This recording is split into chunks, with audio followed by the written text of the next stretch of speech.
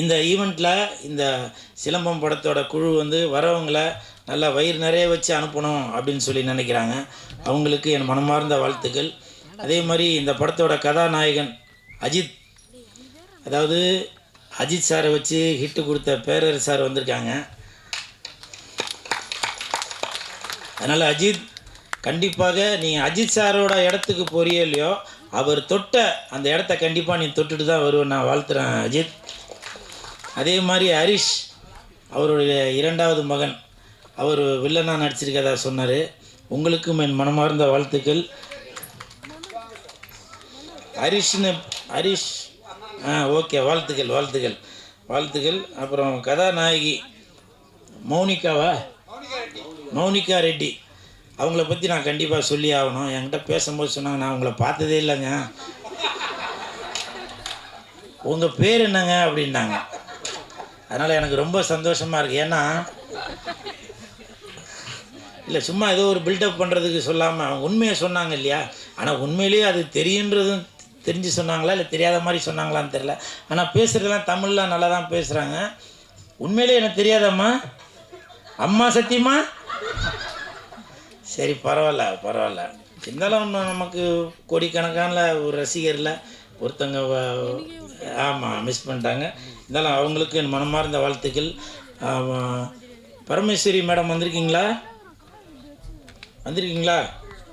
கை காட்டுங்கம்மா. வாழ்த்துக்கள். கொஞ்சம் அப்படியே நான் பேசிகிட்டே இருக்கேன், கொஞ்சம் முன்னாடி வந்துருங்கம்மா. அப்படியே நடந்து முன்னாடி வந்துருங்க. அதாவது ஒரு தகப்பன் வந்து தன்னுடைய மகனை வந்து அப்படி படிக்க வைக்கணும், இப்படி படிக்க வைக்கணும், இல்லை இதில் சினிமாவில் தான் ஒரு ஹீரோவாக்கணும் அப்படிலாம் நினச்சிட்டு இருப்பாங்க. அதையும் தாண்டி அதற்கு பின்னாடி ஒரு பக்க பலமாக இருந்து, அதனால் பேக் போனாக இங்கிலீஷில் சொல்லுவாங்களே, அப்படி அந்த தாய் தன்னுடைய மகன் ஸ்டேஜில் ஏறி அந்த சால்வை வாங்கும்போதோ, ஒரு படித்து பட்டம் வாங்கும்போதோ, இல்லை இந்த படத்துக்கு அவார்டு வாங்கும்போதோ அவ்வளோ சந்தோஷப்படுவாங்க. அந்த தாய்க்கு என் மனமார்ந்த நன்றிகளையும் வாழ்த்துக்களையும் தெரிவித்துக் கொள்கிறேன். போடுங்க. மாஸ்டர், நீங்கள் மாஸ்டர் நிரூபிச்சிட்டிங்களே, இந்த சுற்றுறீங்களேப்பா, நன்றிம்மா. ஏன்னா ஒவ்வொரு வீட்லேயும் அந்த தாய் குலங்கள் தான் தன்னுடைய கணவரையும் பசங்களையும் கோபமாக இருக்கும்போதும் சரி, இல்லை வேறு எதுனா சந்தோஷமாக இருக்கும்போதும் சரி, அந்த தட்டி கொடுத்து அப்படி முன்னுக்கு கொண்டு வர்றது அந்த தாய் தான். உங்களுக்கு என் மனமார்ந்த ஈஸ்வரியா பரமேஸ்வரி ரெண்டா பேர் இல்லை, பரமேஸ்வரி தான், ஈஸ்வரி சாட்டை. மேடம், தவறாக எடுத்துக்காதீங்க. எதுக்கு அவரை ஃபாலோ பண்ணுங்க, வாட்ஸ்அப்லாம் செக் பண்ணுங்க அவரை. Eswari Parameswari, good combination. இவங்களுக்கு என் மனமார்ந்த வாழ்த்துக்களை தெரிவித்துக் கொள்கிறேன். இப்போது நான் பேசும்போது அவ்வளோ சந்தோஷம், எல்லோரும் சிரித்து அவ்வளோ சந்தோஷப்படுறாங்க, அவ்வளோ மக்கள் வந்திருக்கிறாங்க. இந்த ஸ்டேடியமே ஃபுல்லாகி போச்சு. அநேகமாக அடுத்து இந்த படத்தோட வெற்றி விழா வந்து நேரு ஸ்டேடியத்தில் தான் நடக்குன்னு நினைக்கிறேன். அது கூட விஜய் சார் முதலமைச்சராக பதவியேற்ற அந்த நேரு ஸ்டேடியத்தில் தான் நடக்கும்னு நினைக்கிறேன். உங்களுக்கு என் மனமார்ந்த வாழ்த்துக்கள் மாஸ்டர்.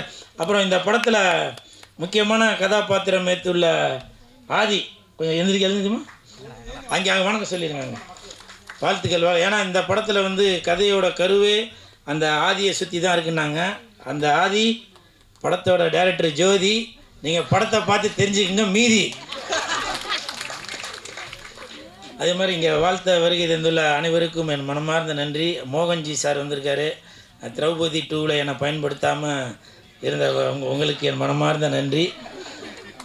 அப்புறம் பெப்சி விஜயன் மாஸ்டர், நான் அவர் கூட சந்தானம் படம் ஒன்று வல்லவனுக்கு புல்லுமாய் தான் ஒர்க் பண்ணுறப்போ எனக்காக ஸ்பெஷலாக அந்த ஃபைட் சீனில் வந்து என்னை வந்து தனியாக ஒரு விதமாக காட்டணும், நான் மறக்கவே மாட்டேன் மாஸ்டர் அந்த இது. ஏன்னா பெப்சி விஜயன் மாஸ்டர், ஷாருக் கான், சல்மான் கான் அப்படி இந்தி நடிகர்களுக்கு ஃபைட் மாஸ்டராக இருந்தவர். இந்த கூல் சுரேஷுக்கு ஃபைட் சொல்லி கொடுத்து ஒரு ஷாட்டு அப்படி கீழே இருந்தால் அப்படி மேலே அப்படியே காட்டுவாங்க. அப்போ வந்து நான் கையில் அருவா வச்சுட்டு நிற்பேன். அப்போ வந்து மாஸ்டர் வந்து அவங்க அசிஸ்டண்ட்டில் சொல்ல, போய் ஆயில் எடுத்து அவன் உடம்புலாம் நல்லா பூசுங்கப்பா, நல்லா ஒரு கம்பீரமாக தெரியணும் அப்படின்னு. ஸோ இது வந்து பரவாயில்லப்பா அப்படியேப்பா அப்படின்னு சொல்லாமல் ஒரு இம்பார்ட்டன்ட் கொடுக்கணும் அப்படின்னு நினச்சிங்கள. நன்றி மாஸ்டர். அதனால தான் உங்கள் தந்தை, இப்போ அவங்க சொல்லும் போது தான், பாண்டி மாஸ்டர் சொல்லும் போது தான் தெரியுது, உங்கள் தந்தை புரட்சி தலைவருக்கு பிறகு நிறையா ஸ்டண்ட் கலைஞர்களை இந்த யூனியனில் வந்து சேர்த்ததாக சொன்னாங்க. உங்களுக்கு என் மனமார்ந்த நன்றிகளும் வாழ்த்துக்களும் மாஸ்டர். அப்புறம் இப்போது விஜய் சார் ஆட்சி அமைச்சிட்டாங்க. இப்போது சமீபத்தில் பார்த்தீங்கன்னாக்க விஜய் சார் வந்து ஒரு கவர்மெண்ட்டு வேலை ஒருத்தர் கொடுத்துருந்தாங்க, அந்த ஜோசியம் பார்த்து சொல்கிற அவருக்கு. ஏன்னா அவர் சொல்கிறதெல்லாம் கரெக்டாக இருக்குது அப்படின்னு சொல்லி அவருக்கு வந்து கவர்மெண்ட் வேலை கொடுத்தாங்க. அதுக்கு வந்து பல பேர் எதிர்ப்பு தெரிவித்தாங்க. நான் இப்போ சொல்கிறேன், எதிர்ப்பு தெரிவிக்காமல் இருக்கணும் அப்படின்னாக்கா அது ஒருத்தருக்கு தான் நீங்கள் கொடுத்துருக்கணும். அது யாருனாக்கா டைரக்டர் பேரரசாருக்கு தான். ஏன்னா 10-15 வருடத்திற்கு முன்னாடியே அவரோட பாட்டிலே அதை சொல்லிட்டாரு. இல்லைங்கப்பா இல்லைங்க, என்னம்மா சார்?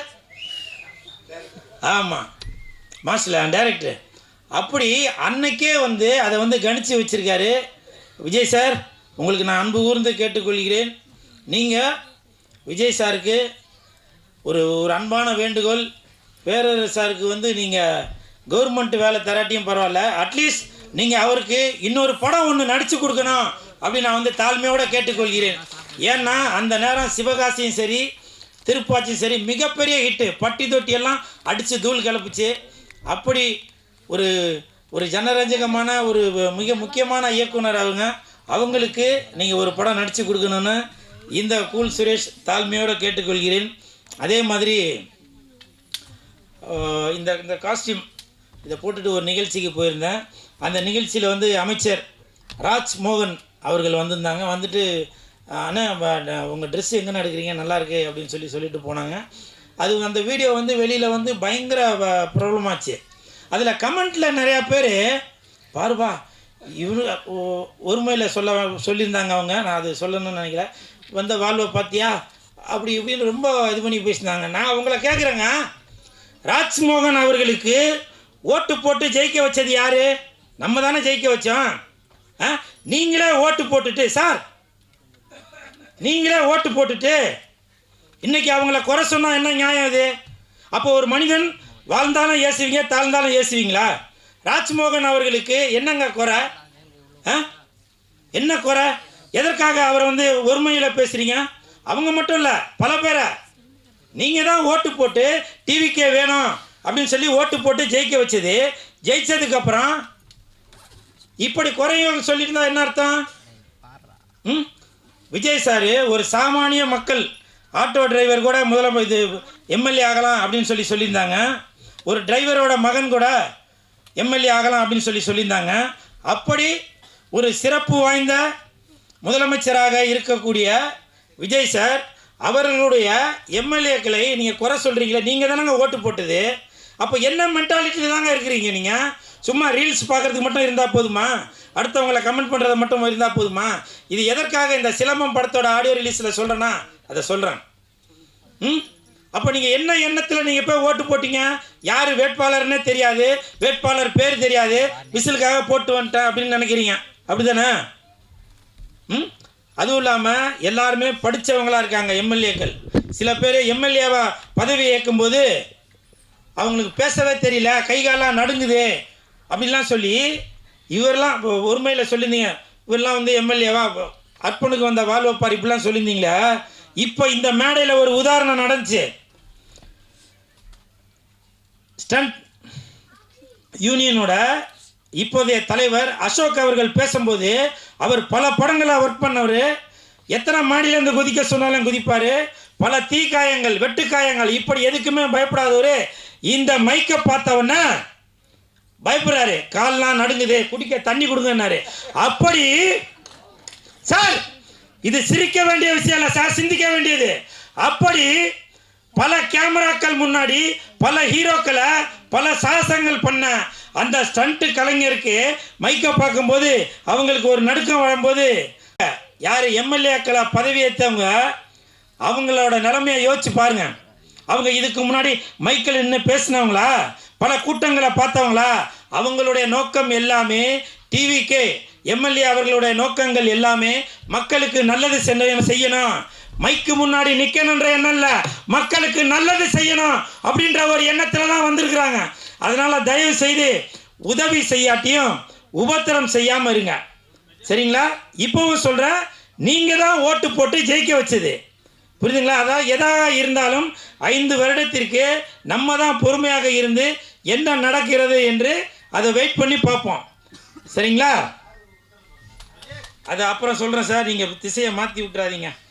அப்புறம் இன்றைக்கி காலையிலேருந்து ஒரு நியூஸ் சுற்றி வந்துகிட்டே இருக்குது. அது என்னன்னாக்கா, நடிகர் ஸ்டண்ட்டு கலைஞர், இந்த ஸ்டேஜில் சொல்கிறதுல நான் அதை கண்டிப்பாக சொல்லி ஆகணும். ஸ்டண்ட்டு கலைஞர் முத்துக்காளை அவர்களுடைய மனைவி உடல்நிலை சரியில்லாமல் கேஎம்சி ஹாஸ்பிட்டலில் இருக்காங்க. வீடியோலாம் பார்த்துருப்பீங்க. அதனால் தயவு செய்து முதலமைச்சர் விஜய் சார், நீங்கள் அந்த ஸ்டண்ட்டு கலைஞர் நடிகர் அவருடைய மனைவிக்கு இப்போ நீங்கள் இதில் தேர்தல் வாக்குறுதியில் சொல்லியிருந்தீங்க காப்பீடு திட்டங்களாக இருக்குன்னு. அதனால் தயவு செய்து அவருடைய மனைவியை நீங்கள் காப்பாற்ற வேண்டும் என்று உங்கள் பாதம் தொட்டு நான் கேட்டுக்கொள்கிறேன். இதை பல நடிகர்கள் சொல்ல மாட்டாங்க, பல இயக்குநர்கள் சொல்ல மாட்டாங்க, பல பணக்காரங்க சொல்ல மாட்டாங்க. எதுக்கு நான் சொல்கிறேன்னா, எனக்கு தெரியுங்க, என்னுடைய சக கலைஞர் அவர் முத்துக்காளை நிறையா பேர் கமெண்ட்டில் கூட சொல்லியிருந்தாங்க, இது வரைக்கும் நீ நிறையா சம்பாரிச்சிருப்பல்ல, அதை வச்சு செலவு பண்ண வேண்டியதானே அப்படின்னு. எங்களை மாதிரி கலைஞர்களுக்கு எங்கெங்க வாய்ப்பு தரீங்க? யார் ஒழுங்காக ஷூட்டிங் ஸ்பாட்டுக்கு வராதவங்களோ, பிகு பண்ணுறாங்களோ, உங்களுக்கு ஒத்துழைப்பு கொடுக்காதவங்களோ, ஆடியோ ரிலீஸுக்கு வராதவங்களோ,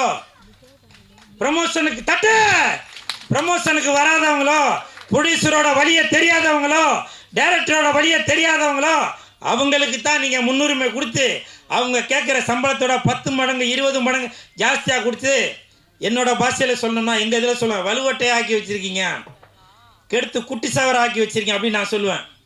புரியுதுங்களா? அதனால் தயவுசெய்து அந்தந்த கலைஞர்களுக்கு எது உரிய சம்பளமோ இல்லை மற்றபடி வேலை வாய்ப்போ அதை தயவுசெய்து கொடுங்க. ஏன்னா நாங்கள் நம்பி இருக்கிறது சினிமாவை தான். அதனால் முதலமைச்சர் சார், விஜய் சார், நீங்கள் உங்களோட தேர்தல் அறிக்கையில் கூட சினிமாவுக்கு அப்படின்னு சொல்லி எதுவும் ஸ்பெஷலாக நீங்கள் எதுவும் கொடுக்கல. சினிமா கலைஞர்களுக்கு நீங்கள் மிகப்பெரிய பொக்கிஷமாக நாங்கள்லாம் ஓட்டு போட்டு உங்களை தேர்ந்தெடுத்து வைத்திருக்கோம். நீங்கள் இந்த சினிமா கலைஞர்களுக்கு மிகப்பெரிய ஒரு பொக்கிஷமாக அமைவீங்க அப்படின்ற நான் நம்புகிறேன். அது மட்டும் இல்லை, இப்போ நான் காரில் வரும்போது அவர் இப்போ முத்துக்காளையோட வீடியோலாம் பார்க்கும்போது, அப்போது லெஜண்ட் ரசிகர் மன்ற செயலாளர் திரு சுதாகர் அவர்கள் என்கிட்ட ஒரு வாக்குறுதி ஒன்று கொடுத்தாங்கன்னா, அவங்களுக்கு லெஜண்ட் ரசிகர் மன்றம் சார்பாக நான் எதனா உதவி செய்கிறேன்னா அப்படின்னாரு. ப்ளீஸ் கொஞ்சம் எழுந்து கை காட்டுங்கப்பா. அவருக்கு என் மனமார்ந்த நன்றி. ஏன்னா புரட்சி தலைவர் எம்ஜிஆர் ஐயா அவர்கள் என்ன செய்து கொண்டிருந்தாரோ அதே வழியில் தான் இப்போ லெஜண்ட் அவர்களும் போய் கொண்டிருக்காங்க. அதை வழிநடத்தி கொண்டிருக்கும் செயலாளர் சுதாகர் அவர்களுக்கு என் மனமார்ந்த நன்றிகளையும் வாழ்த்துக்களையும் தெரிவித்துக் கொள்கிறேன். உங்களால் முடிஞ்ச உதவி, புரியுதுங்களா? ஹாஸ்பிட்டலுக்கு தான் இது பண்ணோம் அப்படின்றதில்ல, நீங்கள் ஏதாவது ஒரு மாத்திரை செலவுக்காச்சும் அது ஆகும் இல்லையா?